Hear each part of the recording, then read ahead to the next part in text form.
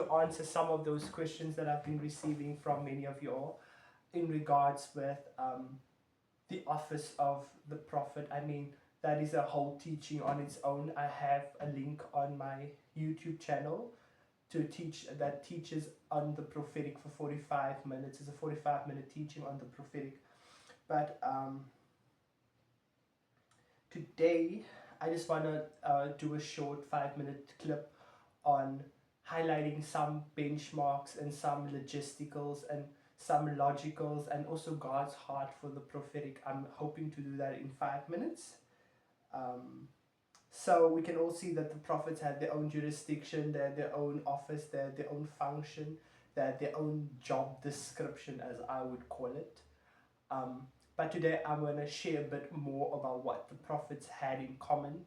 Ephesians 4:11 says that when Yeshua ascended on high, he gave gifts to mankind, and he's given some apostles, some prophets, some shepherds, some evangelists, and some teachers for the equipping of the saints for the work of ministry. So I want to also say that as a foundation, the prophetic is there to serve, equip, and to steward the giftings in the ministry, in the fivefold, so that all may come to the fullness of God. It's not a gifting to draw people onto themselves, but instead it's a gift, an office, a function, and not a title. It's actually a function to draw all people onto Him. And how the prophetic works is we see in Ephesians 2, verse 20. Ephesians 2:20 now speaks about the prophetic being the foundation. It's a foundational office. It speaks about the prophets and apostles being foundational. The other translation says they are fathers, but what that simply means is that they birth and release people into their diverse gifts, their giftings, individual giftings. And so what Ephesians 2 verse 20 is actually telling us about the prophetic and the apostolic, but more focused on the prophetic now, is that it's an office that functions. It's an office that is needed. It's an office that is crucial and critical for the church, for building the church. When I'm speaking about the church, I'm not speaking about the church in four halls. I'm speaking about the global church, the way God has wanted the church to look like.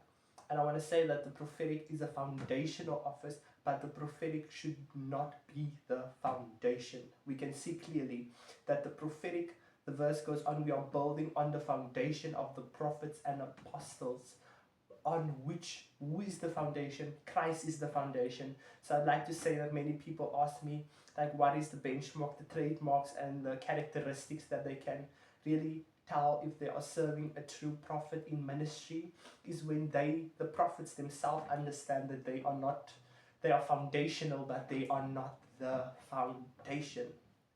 So that is one of the benchmarks of understanding whether you're serving a true prophet or in a true prophetic ministry, because when it's a true prophetic house, it will not be 5-minute prophecies on the Lord want to bless you with a Mercedes Benz. That is not what the prophetic is there to do. It's not the house, it's not the car, it's not the materialistic things. The lowest form of prophetic prophecies and the most irrelevant form, if I may bring it a bit more home, is when the prophetic is about material things, because the prophetic from Genesis to Revelation was an office to call things back into order. So that's another thing about the prophetic. It's an aggressive office, it's not a passive office, where we see that the shepherd and teacher is more of a passive office, but apostolic, prophetic, evangelistic is a passive office. So I want to also say that, I have 5 minutes. So I would also just like to say that when you seek out the prophetic people, when you want to know how you can identify them, you will know them based on function. They will function, they will do their job, but they will also make you understand what Hebrews says. And this is a verse that I've heard no one actually speaks about. Jesus, our prophet, Jesus, our apostle, he is the foundation, he is the standard. If Jesus is not the standard that is being spoken about in the prophetic ministry or the prophetic house that you are serving, I want to advise you And I say this and I take on every attack that will be said against me after this. Run away as far as you can. If Yeshua himself, Jesus, is not now the standard anymore, then who is the standard? Because then we conform to what Romans 2 verse, Romans 12, 1-2 says, which is a chapter on true worship, how worship look like. If Jesus is not the standard, we are conforming to another pattern of tradition, another form of sagacity, another form of all these culturalistic images of what the church should look like or what the ministry should look like. But I want to say that a benchmark for the true prophetic in 5 minutes, this is it. The prophetic, as many of you guys asked, what is the function? So the prophetic is actually a practical office. It's not a Sunday morning type of office. It's not a 2-hour on a Sunday office. It's not a Wednesday night Bible study office. Yes, it serves in that function. It's able to serve in that ability. But the prophetic is an office that confronts Babylon. The prophetic is an office that we can see even in Genesis, when there was no church structure. We can see some form of prophetic analogies. I would like to say that Joseph was a prophetic image of what a prophet should look like. When he confronted, even the way he ran away from the wife that was unnaked, that was naked, undressed, the way he ran away from her shows us prophetic office. The prophetic office is simply there in every shape, form, and sphere. To what? To confront immorality, to confront Jezebelic manifestation. And I also want to say this, that a benchmark for being prophetic is not on the basis or on the value that you prophesy. Why do I say so? Yeshua himself said that John the Baptist was the greatest John is the greatest prophet that ever lived. But number one, he did not prophesy, but he understood. John, when we see why Jesus said he was the greatest prophet, the only irrelevance comes from Luke 1, where he leaped. Even as baby, John leaped when he got an encounter with Jesus. So the prophetic, or the office, is an office that we all should desire. We all should desire the prophetic according to 1 Corinthians, but it now does not make us prophets in function, but it makes us something that we are a family of. We partake in prophetic things. We understand prophetic things, but we're now not going to go around and call ourselves prophets, but we are a prophetic community. While if you are a prophet, I would like to say, thanks for serving us, thanks for serving the global church, the local church, the community.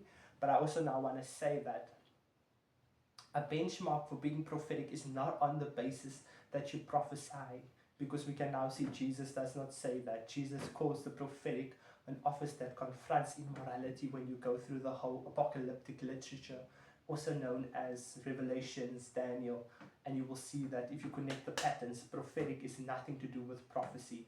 And I personally say that 30% of being a prophet has to do with prophesying. It's a broad office. So I just want to read this verse in closing for us.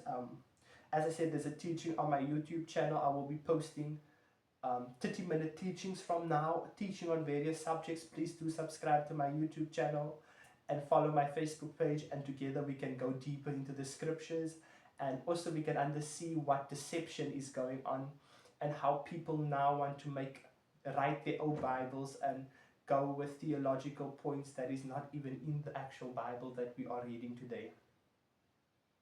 So I'm going to show you the job description. This is the job description. As Jeremiah had his own call, Ezekiel had his own call, Isaiah had his own call. But I want to say I'm going to read from Jeremiah 1:5. What is the common goal of the prophetic? The common goal. What does the prophets has in common? Though they each have their own function, their own assignment. So this is it. This is how you know that you are a prophet. You are in the prophetic. You're a prophet. The word of the Lord came to me and said to me, before I formed you in the womb, I knew you. Before you were born, I've set you aside. I have appointed you as a prophet to the nation. So this also tells us that you get different geographical points of influence. And I would like to say this again, geographical points of infiltration and influence. If the Lord has not called you personally as a prophet to the nations, but has called you to serve the local church, please serve in that ability. Don't now want to go and do what God has not called you to do, because you will end up paying the price that you cannot afford to pay. You will also then minimize your calling, because the nations is just a space. The nations, God loves the nations. The nations is a place of influence. But now understand where God has called you to, which nation, which province, which people, and serve in that. Don't want to aspire to be something that God has not called you to. And I want to say now, I want to read what is the function of the prophetic in verse 9 to verse 11. So the prophetic deals with a lot of things. We can see more in the New Testament that the prophetic is there to begin to encourage. But when we see what Paul says to Timothy, so we can kind of see that the prophetic is there to rebuke, but it's also there to exalt. According to Timothy, rebuke and exalt. It should be a balance. We can't just be rebuking constantly without exalting. So that's a good point also for function, that we should exalt and rebuke. We cannot begin to exalt when there's sin and immorality, but we can't also just constantly not. We need to rebuke when there's sin, but we also need to exalt when the church is doing good. We need to call the church up, and we need to call the church higher. So this is the common goal of the prophet. And the Lord reached out his hand and touched my mouth, and he said to me, I will put my words in your mouth. See, today I point you over nations and kingdoms, to uproot, to tear down, and to destroy, to what? To overthrow, to build, and to plant. So I want to say this, and I want to say this again. And then verse 12 says, for you have seen correctly as I am watching, that I am fulfilling my word. So the other translation simply says that I am what? I'm watching over my word to what? To perfect it. So I want to say that in closing, the common goal of a prophet is when God touches your mouth. God says, I will put my words in your mouth, and you will begin to speak it. So which means that you don't speak now from your own carnality.